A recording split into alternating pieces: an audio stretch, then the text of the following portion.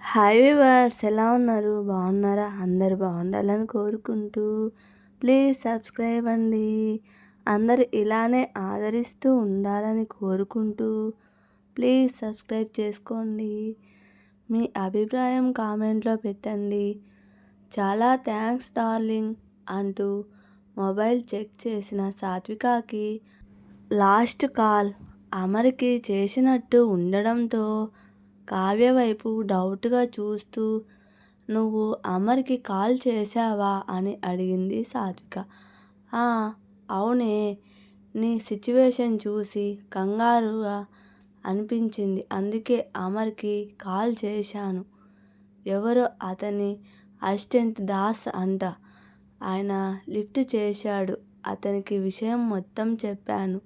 అందుకే కావ్య, అప్పుడప్పుడు మీ బుర్ర కూడా చాలా షార్ప్గా ఉంది డార్లింగ్ అని కాదని చూస్తూ అల్లరిగా నవ్వింది సాత్విక. పోవే, నీకు ప్రతిదీ జోకుగానే ఉంటుంది. అది సరే కానీ నీ బ్యాగ్ ఏంటి అంత ఎత్తుగా ఉంది? అందులో ఏం పెట్టావు ఏంటి అని క్యూరియస్గా అడిగింది కావ్య. నా మొహం, బుక్స్ తప్ప ఇంకేం పెడతానే అంటూ బ్యాగ్ ఓపెన్ చేసిన సాత్వికకి లోపల క్యాండీస్ కనిపించి సూపర్ మార్కెట్ ఇన్సిడెంట్ గుర్తొచ్చింది.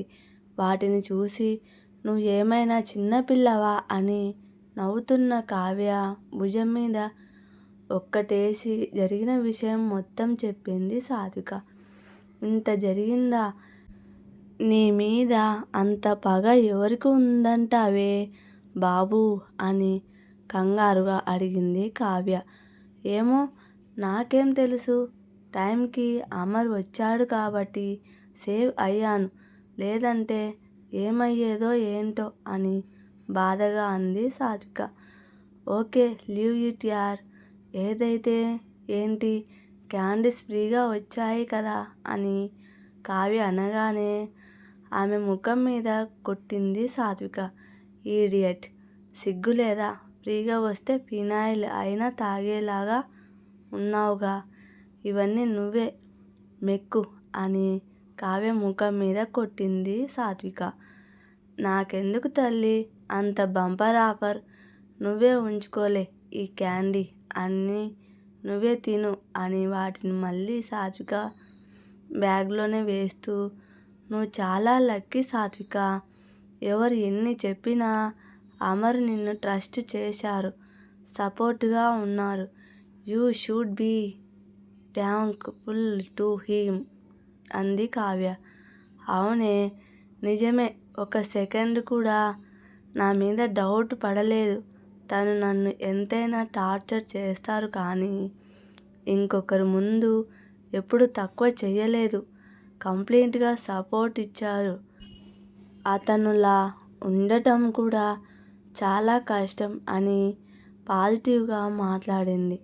ఫస్ట్ టైం అమర్ గురించి సాత్విక ఆ రోజు రాత్రి డిన్నర్ చేస్తున్నప్పుడు ఏవేవో డిస్టర్బ్ చేస్తుంటే సైలెంట్గా 4 ముద్దలు తినేసి రూమ్లోకి వెళ్ళిపోయిన సాత్వికకి నిద్ర పట్టక అటు ఇటు దొర్లుతున్న టైంలో ఫ్రూట్ బౌల్ తీసుకొచ్చి సావిత్రి, నేను చెప్పలేదు కదా, ఎందుకు తీసుకొచ్చావు అని డౌట్గా అడిగింది సాత్విక. అంటే మీరు ఫుడ్ సరిగ్గా తినలేదని అమర్ సార్ పంపించారు అని వినయంగా ఆన్సర్ చేసింది సావిత్రి. నాకు తినాలని లేదు సావిత్రి, తీసుకెళ్ళిపో అని చిరాకు పడుతూ చెప్పింది సాత్విక.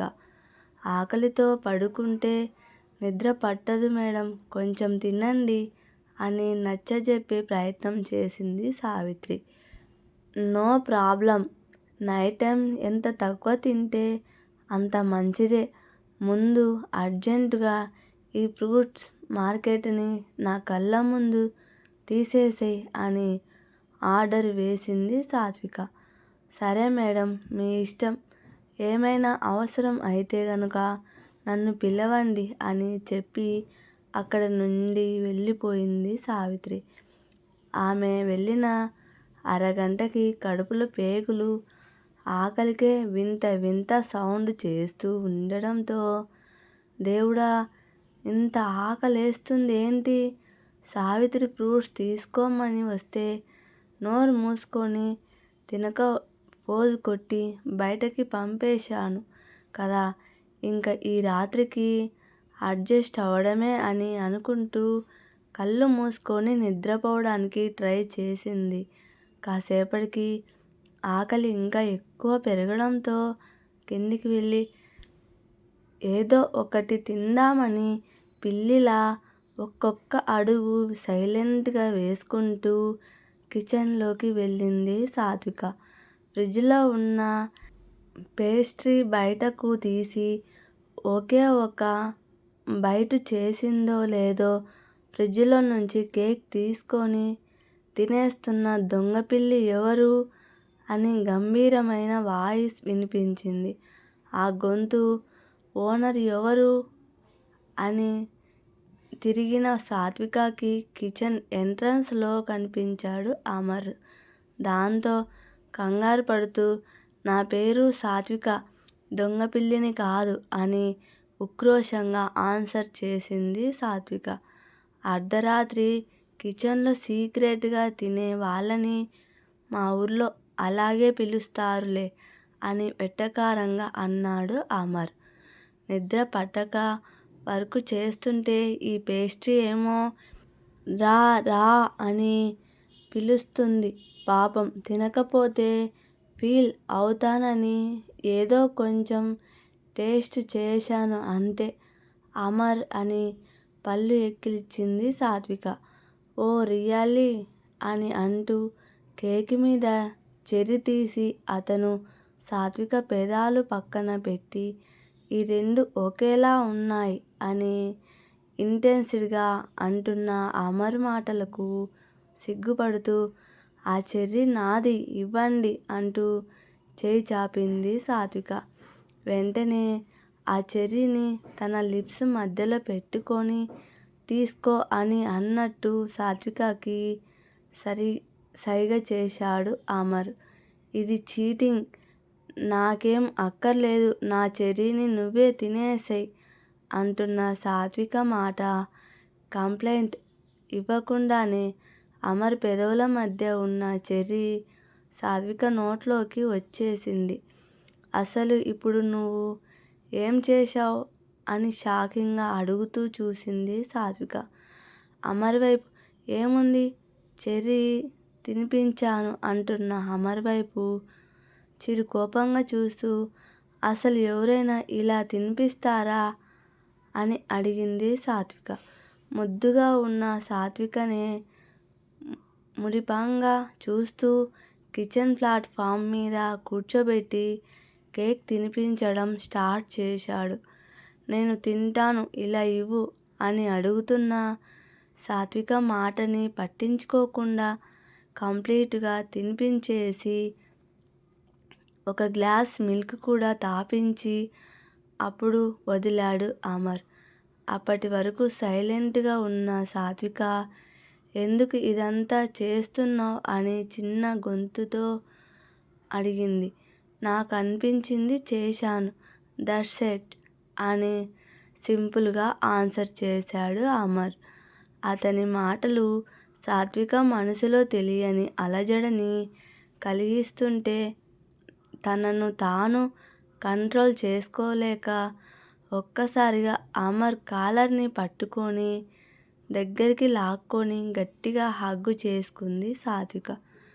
ఏదో ఫీలింగ్ శరీరాన్ని తీయగా కమ్మేస్తుంటే తనకు తెలియకుండానే తన పెదాలను అమర్ పెదాలకు దగ్గరగా తీసుకెళ్ళి ఇంచు గ్యాపులో ఆపేసి తన్మయత్వంతో కళ్ళు మూసుకుంది.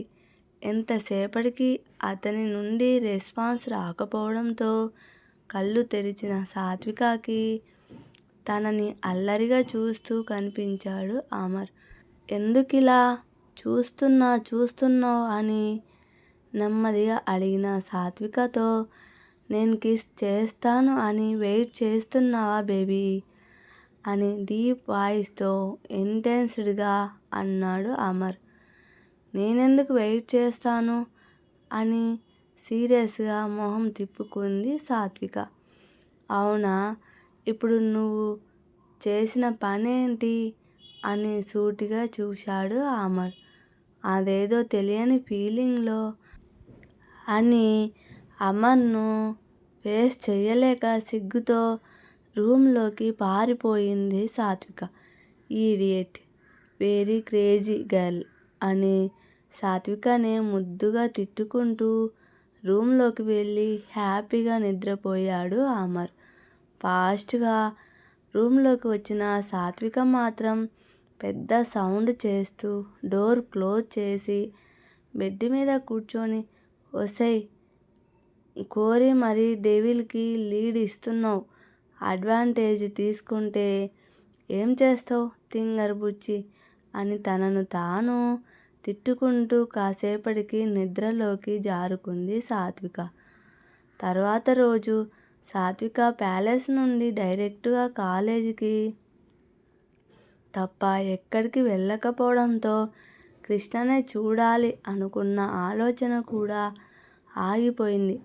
అలా సైలెంట్గా కూర్చున్న సాత్వికతో, ఇలా ఎన్ని రోజులు డల్లుగా ఉంటావు, ఒక్కసారి హాస్పిటల్కి వెళ్ళి మీ నాన్నని చూసి రావచ్చు కదా అని అనుమానంగా అంది కావ్య.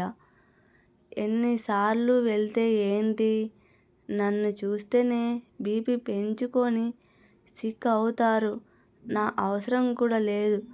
ప్రస్తుతానికి ఆయనకి కేర్ తీసుకోవడానికి భార్య కూతురు ఇద్దరూ ఉన్నారు కదా అని ఏదో ఆలోచిస్తూ విసుగ్గా చెప్పింది సాత్విక.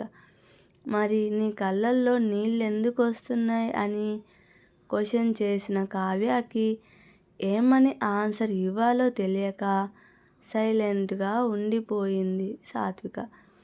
సరేలేవే, నాకు చెప్పకపోయినా పర్వాలేదు, నీ మనసులో ఏముందో కనీసం నువ్వైనా తెలుసుకో, ఎంతైనా అతను నీకు కన్న తండ్రి కదా అని చెప్పడం ఆపి ఆమెనే చూస్తుండిపోయింది కావ్య.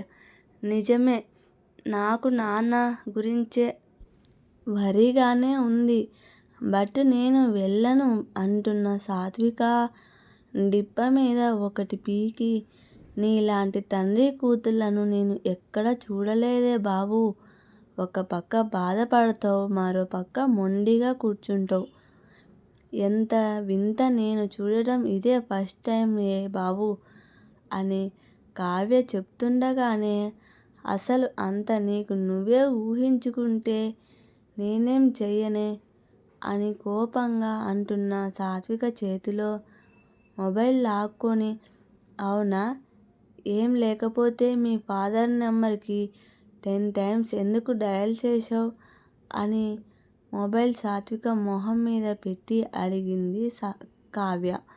అదేదో జస్ట్ రాండమ్ డయల్ అంతే, ఇంకేం లేదు అని అక్కడి నుంచి వెళ్ళిపోయింది సాత్విక.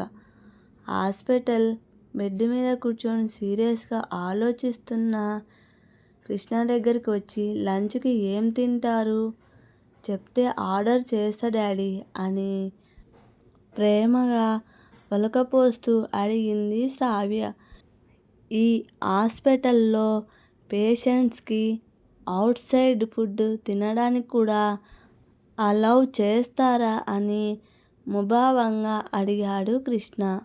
హా, ఎవరికోసం ఒప్పుకోరు, ఇక్కడ ఫుడ్డు హైజీన్గా ఉండదు, అదే రెస్టారెంట్లో అయితే మనకు కావాల్సినట్టు ప్రిపేర్ చేసి ఇస్తారు అని గొప్పగా చెప్పింది శ్రావ్య. ఒక పేషెంట్కి ఏం పెట్టాలో కూడా తెలియదు, నీకంటే సాత్విక చాలా తెలివిగా ఆలోచిస్తుంది అని నిట్టూర్చాడు కృష్ణ. ఛీ, ఎంత ప్రేమ ఒలకబోస్తున్నా ముసలోడు ఎప్పుడు కూతురుతోనే కంపేర్ చేస్తూ ఉంటాడు అని ఇరిటేట్ అయ్యింది శ్రావ్య. అవును, ఎప్పుడు చూసినా నీలో నువ్వే ఎందుకు గొనుక్కుంటావో, కాలేజీకి వెళ్ళే ఉద్దేశం లేదా అని చిరాకు పడ్డాడు కృష్ణ. నో నో డాడ్, అదేం లేదు, వెళ్తున్నాను డాడ్ అంటూ కంగారుగా బయటకు వచ్చి కారిడార్లో ఒక పక్కన కూర్చుంది శ్రావ్య. నెక్స్ట్ ఎపిసోడ్లో ఏం జరగబోతుందో మళ్ళీ కలుద్దాం. ఒక్క సబ్స్క్రైబ్ చేసుకోండి.